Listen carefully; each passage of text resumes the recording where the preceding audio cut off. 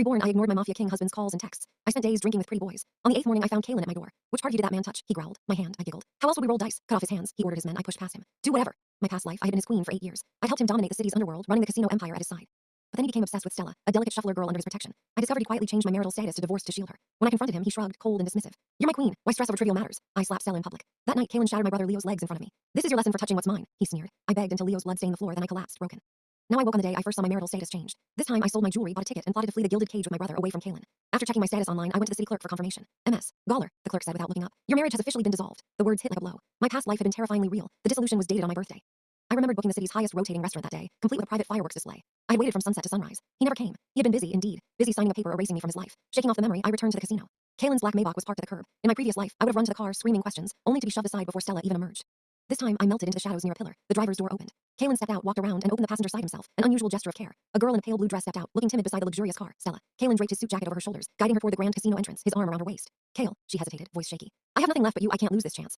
He pulled her into a firm embrace. What are you afraid of? From now on, this place is yours. No one else deserves it. His tone softened. If you don't like it here, I'll build you a sanctuary of your own. The same men who once bowed to me now bent at her command, fawning with loud respect. Welcome, ma'am. Once they disappeared inside, I pressed a hand to my stomach, pain shooting through me. Alone, I went to the hospital and scheduled an abortion. The doctor frowned at the ultrasound.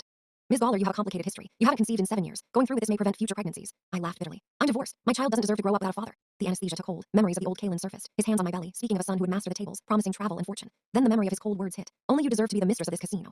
When I awoke, I dragged myself to my brother's hospital room. This time, Leo's injuries were minor, and he would recover quickly. I wouldn't be a fool again. I contacted a black market broker, securing 2 tickets to a distant country, leaving in 3 days. Official channels were too risky. Kalen would know instantly. I gave a trusted subordinate cash to arrange Leo's secret discharge. Finally, I allowed myself a moment of calm. I hailed a cab to an address a few blocks from our villa, a habit born of paranoia. Just as I stepped out, a hand clamped over my mouth, dragging me backward. I fought, kicking and twisting, managing a brief escape before a sharp object struck my back. Pain exploded, warmth spreading through my shirt. It wasn't hard to guess, one of Kalen's rivals. Many had reasons to want him dead. I was in their way. I reached for the knife in my purse, but my arm was twisted behind me, and my phone was ripped from my grasp, smashed on the pavement. Stay still, bitch. The man snarled, dragging me toward a van. As despair threatened to overwhelm me, a familiar black Maybach turned the corner, Kalen's car. I screamed with all my strength, thrashing for attention. The car slowed, but then sped past, ignoring me. Through the window, I saw him pulling Stella close, shielding her from the scene, as if I were an invisible casualty, unworthy of concern. All hope drained away. Pain and cold washed over me, a final crushing wave as darkness claimed me. I woke in a quiet private hospital room. The door was slightly open and muted voices drifted in from the hallway. Boss, her injuries are serious this time. If she finds out about Miss Stella, Kalen's private doctor began. Kalen's sharp, cold voice cut him off.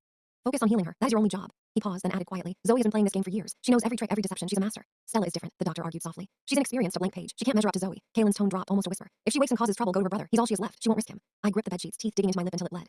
The night I'd secured him the Kanan district, he held me close. Zoe, from now on, no one in the city's underworld will ever touch you again, he had promised. The same vow, the same protection, but it was no longer meant for me. I once his treasure had become a dangerous force to be guarded against. Footsteps approached. I closed my eyes, pretending to awaken slowly. You're awake. Kalen tossed a file onto the bed. We traced the culprit, Ty Lone Shark, the one whose hand you crushed last year for cheating. Sign the settlement, he said, voice neutral. In return, they relinquished control of